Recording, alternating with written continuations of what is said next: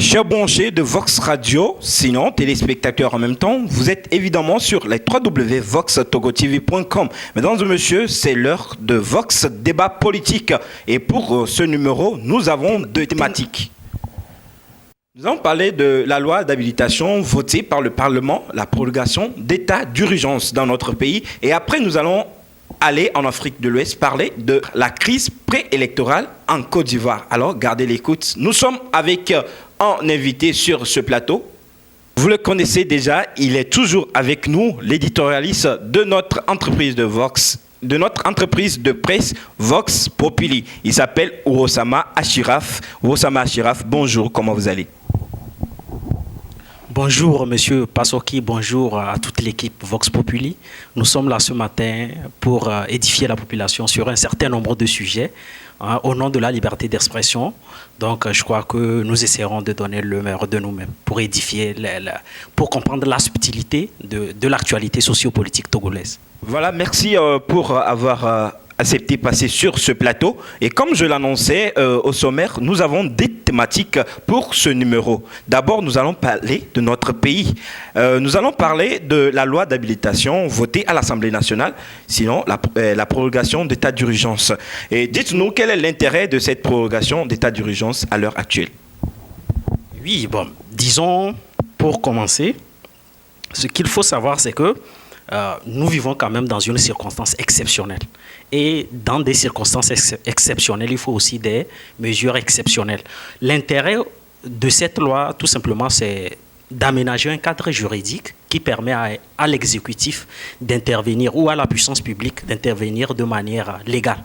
Vous n'êtes pas sans savoir que l'État doit jouer son rôle de protecteur, mais le principe étant la liberté et la restriction des libertés étant l'exception, l'État doit quand même prendre certaines mesures. Parce qu'aujourd'hui, quand même, disons que l'intérêt général le justifie. L'État doit jouer le rôle de protecteur. Il y a quand même, disons, des contaminations qui continuent, les chiffres ne baissent pas. L'État doit quand même prendre. Donc, disons, c'est une dérogation au principe législatif qui voudrait que le domaine de la loi revienne au Parlement. Mais pour éviter des navettes parlementaires qui constituent, disons, la lenteur administrative parlementaire, il faut donner un certain nombre de prérogatives à l'exécutif d'agir de manière prompte. Parce que nous sommes dans une situation d'urgence, il faut donner des prérogatives comme ça étatiques au gouvernement d'agir. Donc c'est pour cette raison que le Premier ministre était l'autre fois à l'Assemblée plénière, à l'Assemblée nationale. Et cette Chambre législative a quand même fait preuve de hauteur pour donner une énième renouvellement de confiance à l'exécutif permettant d'aménager un cadre juridique qui permet au gouvernement d'agir de manière prompte. Voilà, M. Urosama Achiraf, dites-nous, est-ce que le gouvernement mérite cette confiance, ce renouvellement de confiance? Disons qu'au-delà des réserves, au-delà des récriminations qu'on peut formuler à l'encontre du gouvernement, on peut dire que, bon, dans tous les cas, c'est le contexte qui le justifie. Je viens de le rappeler tantôt, nous vivons dans une circonstance exceptionnelle. Il y a la menace du coronavirus aujourd'hui. Dans tous les secteurs d'activité, il y a une certaine hibernation. Donc, il faut donner une certaine confiance aux populations. Et pour donner la confiance aux populations, je crois que le rôle revient, la fonction naturelle revient au gouvernement de prendre des mesures adaptées. Donc, c'est ce qu'ils essaient de faire aujourd'hui. Je crois que le Parlement en est conscient de ça et il faut donner cette loi d'habilitation-là qu'on appelle, bon, les juristes appellent souvent les ordonnances ou les décrets-lois qui permet au gouvernement d'agir dans le domaine du Parlement.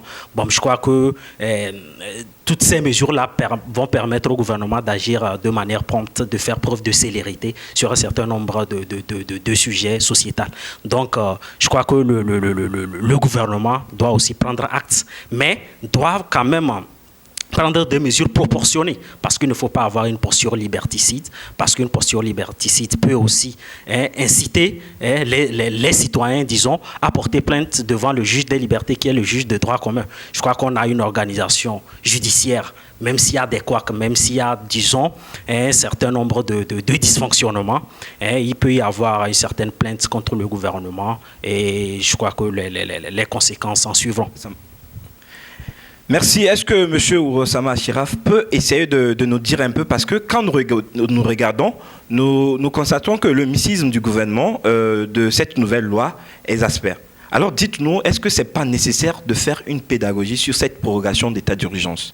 Oui, bon, ce qu'il faut dire, c'est que s'il faut reprocher un certain nombre de choses au gouvernement, comme il classe selon moi, bien même des gouvernements qui les ont précédés, c'est, disons, le manque de pédagogie. On a comme l'impression qu'il y a des actes législatifs, des mesures fortes qui sont prises comme ça au gouvernement, à l'Assemblée nationale, mais on ne fait pas preuve de pédagogie, c'est-à-dire qu'il faut expliquer aux citoyens lambda les mesures qui ont été prises. Oui, certes, il y a un adage juridique, bon, disons, dans l'imaginaire populaire, on dit souvent: nul n'est censé ignorer la loi, certes, mais quand on prend des mesures fortes comme ça, qui impactent la société tout entière, il est de la responsabilité du gouvernement de faire preuve de pédagogie, disons, d'expliquer aux populations tout entière les conséquences qui en découlent des mesures législatives qu'on prenne.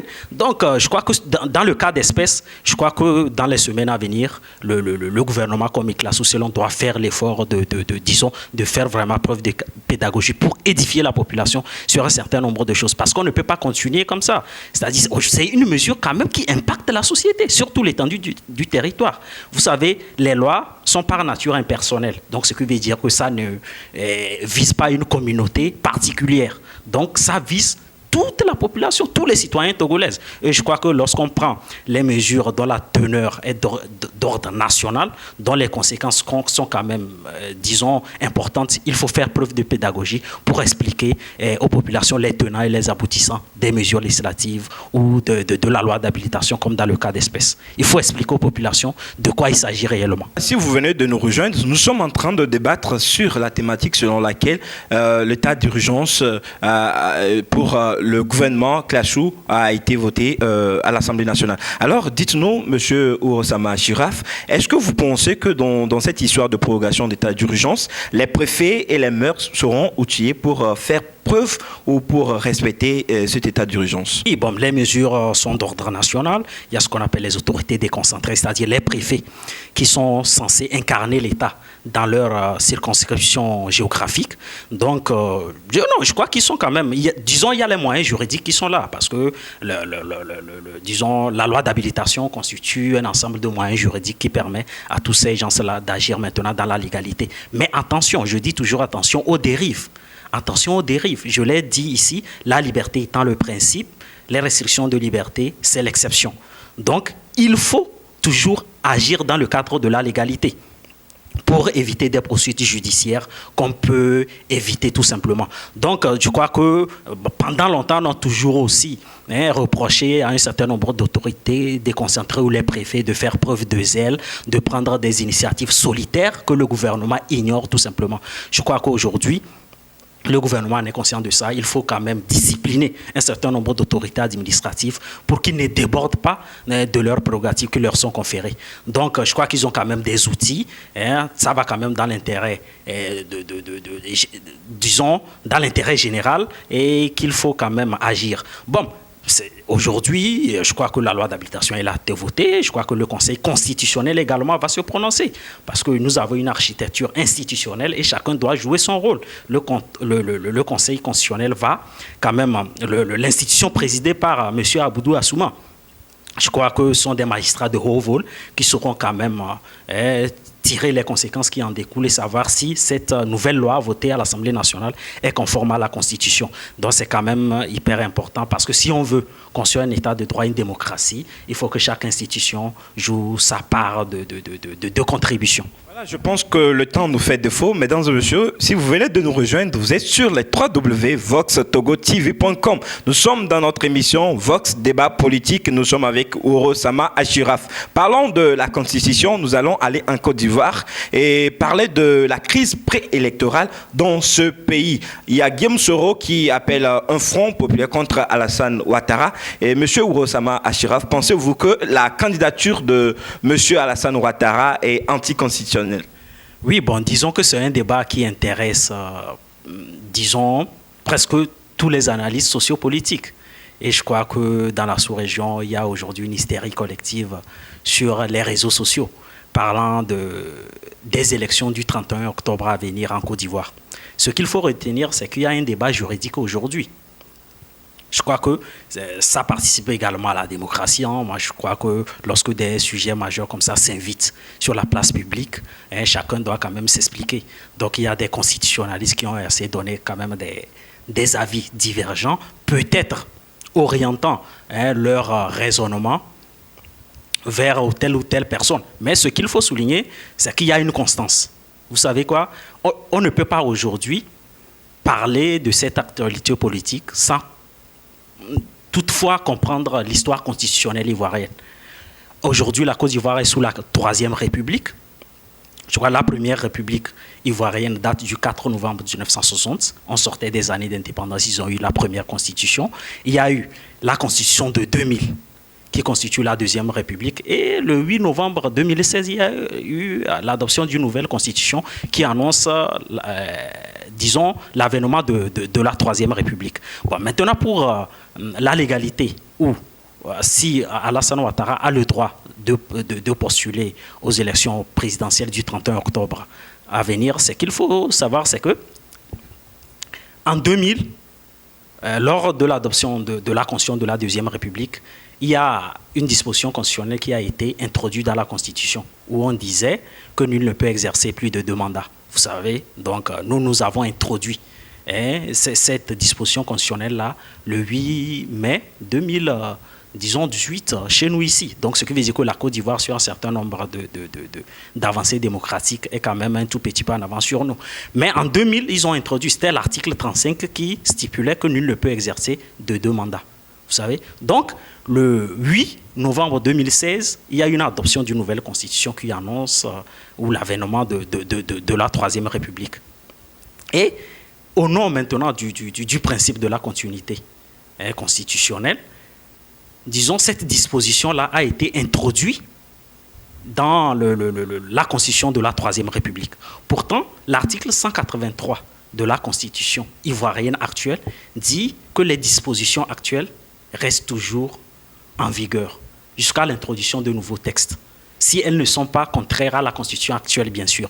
Donc, à partir de là, on peut estimer que M. Alassane Ouattara n'a plus le droit de se représenter, parce qu'il ne peut pas aller au-delà de 2 mandats. Mais maintenant, tout ce qu'on craint, c'est que l'actualité sociopolitique aujourd'hui prend une autre tournure. Vous l'avez tantôt annoncé, Guillaume Soro qui annonce un front populaire contre la candidature d'Alassane Ouattara. Il dit même substantiellement qu'il n'y aura pas d'élection. On ne peut que craindre pour l'avenir. Mais pour le débat constitutionnel, je crois que M. Alassane Ouattara n'a pas le droit de se représenter. Et je crois que c'est une honte pour le Conseil constitutionnel ivoirien d'entériner la candidature d'Alassane Ouattara en disant qu'il a le droit de se représenter. Je trouve ça totalement inadapté et disons que le Conseil constitutionnel n'a pas fait preuve de hauteur. Et c'est la force brute qui a tout simplement pris le dessus sur le droit. Alors donc, si la Constitution exclut la candidature de Alassane Ouattara, qu'en est-il pour Laurent Gbagbo et Guillaume Soro qui sont condamnés? Malgré les rebondissements et tout, qu'en est-il de leur candidature? Est-ce qu'ils sont aussi exclus par rapport à leur condamnation? Voilà. On dit souvent, en Côte d'Ivoire, les coalitions politiques se font et se défont. C'est-à-dire que vous avez les ennemis d'hier qui sont les amis d'aujourd'hui. Les amis d'aujourd'hui, on ne sait jamais qui deviendront des ennemis de demain. Bon, dans tous les cas, la politique, elle est faite de contradictions. Elle est faite de contradictions. Bon, aujourd'hui, exclure Guillaume Soro et Laurent Gbagbo, je ne trouve pas cela convenable. Pourquoi? Parce que je prends, allons-y pas à pas. Lorsqu'on prend le cas de Guillaume Soro, oui, Guillaume Soro a été condamné à 20 ans de prison par les tribunaux ivoiriens. Oui, certes, il a été condamné, même si la condamnation judiciaire entraîne des conséquences terribles qui sont la déchéance des droits civils et politiques. Donc, on peut tout simplement conclure que Guillaume Soro plutôt est inéligible à la magistrature suprême ivoirienne. Mais, le 22 avril dernier, la Cour de justice de l'Union africaine, ou la Cour africaine des droits de l'homme, a émis quand même une décision de justice à titre conservatoire, puisqu'ils n'ont pas encore statué plutôt sur le fond, où la Cour africaine des droits de l'homme demande aux tribunaux ivoirien de suspendre toutes les conséquences qui en découlent de la condamnation judiciaire de Guillaume Soro. Donc à partir de là, il y a ce qu'on appelle en droit la supraconstitutionnalité, c'est-à-dire que toutes les décisions des cours de justice prises à l'international ont une primauté sur les décisions de justice ou bien les décisions des juridictions nationales. Donc à partir de là, je crois que Guillaume Soro a le droit de se représenter. Maintenant, pour le cas Gbagbo, je crois que c'est beaucoup plus subtil que ça. On pourra dire que, disons que l'exonération de toute responsabilité dans la crise ivoirienne par la CPI peut entraîner directement l'extinction des charges retenues contre lui sur le plan national. Mais je crois qu'il faut faire vraiment preuve d'ouverture. On ne peut pas quand même exclure des Ivoiriens de participer à une échéance électorale comme celui-ci. Vous avez des partisans de Guillaume Soro et de Laurent Gbagbo qui disent tout simplement qu'il n'y aura pas d'élection. Donc on peut avoir vraiment peur pour l'avenir. La Côte d'Ivoire est un État frère et nous craignons qu'ils replongent dans les expériences douloureuses qu'ils ont connues par le passé. Je ne trouve pas ça normal. Ce peuple ami, frère, ne mérite pas, absolument pas cela. Avec tout cet amalgame, Laurent Gbagbo et Alassane Ouattara, Guillaume Soro et tout, est-ce que vous êtes sûr que ça s'annonce très bien pour les élections de 31 octobre à venir? Est-ce que la Côte d'Ivoire, comme vous l'avez dit, n'est pas en train de retomber dans les expériences passées? Et si c'est le cas, qu'est-ce qui va se passer, monsieur Ourosama Chiraf? Je n'ai pas la prétention de prédire l'avenir, mais à partir des déclarations des hommes politiques d'ici par là, on peut quand même deviner ce qui va se passer en Côte d'Ivoire. Je l'ai dit ici, Guillaume Soro a affirmé substantiellement qu'il n'y aura pas d'élection en Côte d'Ivoire. Avec, tu vois, il était tellement sûr de lui. Donc, quand on a vraiment... Je ne sais pas aujourd'hui ce qui peut venir ébranler les certitudes de Guillaume Soro quand il dit qu'il n'y aura pas d'élection en Côte d'Ivoire. Donc, au fait, tous les ingrédients aujourd'hui sont réunis pour une crise post-électorale ivoirienne. Tous les ingrédients sont réunis. Je crois que ce peuple-là ne mérite pas cela, absolument pas. Parce qu'on a connu la crise ivoirienne de 2000, de 2010 avec 3000 morts. Vous vous rappelez? Donc, je crois que les forces politiques en présence doivent vraiment prendre la teneur des événements d'aujourd'hui. Il faut vraiment prendre des mesures consensuelles. C'est-à-dire qu'il faut se comprendre sur le cadre juridique des élections.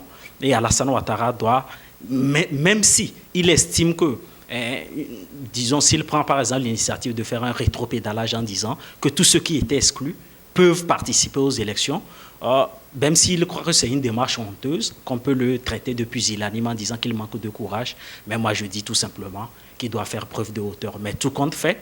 Et ce qu'il faut encore craindre, c'est que vous avez des militants de Guillaume Soro qui disent, même si on faisait preuve d'ouverture politique en leur permettant de participer aux élections, eux, ils n'iraient pas aux élections parce qu'ils estiment que la candidature d'Alassane Ouattara est anticonstitutionnelle. Bon, à partir de là, vous savez que chacun a des positions tranchées. Personne ne veut plus bouger de la position initiale dans laquelle il se trouve aujourd'hui. Donc, je crois que, comme on le dit souvent, l'Afrique est malade de ses hommes politiques. Et je crois que ces hommes politiques doivent vraiment faire preuve de hauteur. Je crois qu'ils ont quand même la pertinence intellectuelle pour comprendre le retard du continent. Et les élections, les échéances électorales ne peuvent pas être synonymes des crises électorales successives. Les peuples vraiment en ont marre. Et je crois que, disons, que tout ce qu'on prédit aujourd'hui pour la Côte d'Ivoire n'arrivera pas et que la Côte d'Ivoire puisse connaître une stabilité, une société beaucoup plus harmonieuse, dénuée de toute instabilité qui pourrait vraiment porter préjudice à cette société-là. Voilà également, c'est notre prière à nous tous. Mesdames et messieurs, le temps nous fait défaut. Nous sommes pratiquement à la fin de cette émission. Alors, monsieur Ourosama Chiraf, quel est votre mot de fin? Oui, bon, ravi vraiment de participer à ce débat. Je crois qu'on a eu quand même des sujets majeurs qui intéressent les populations tout entières. Je crois que c'est la destinée aussi du continent qui se joue parce que nous avons accepté les vertus de la démocratie libérale et au nom de la démocratie représentative, nous sommes tous condamnés à, disons, élire des gens qui vont nous représenter. Et pour que ces gens-là aussi puissent agir dans la légalité. Donc, je crois qu'au nom des vertus de la démocratie libérale, nous avons intérêt à vivre dans disons, dans des démocraties stables, parce que les crises politiques vraiment ne profitent à personne.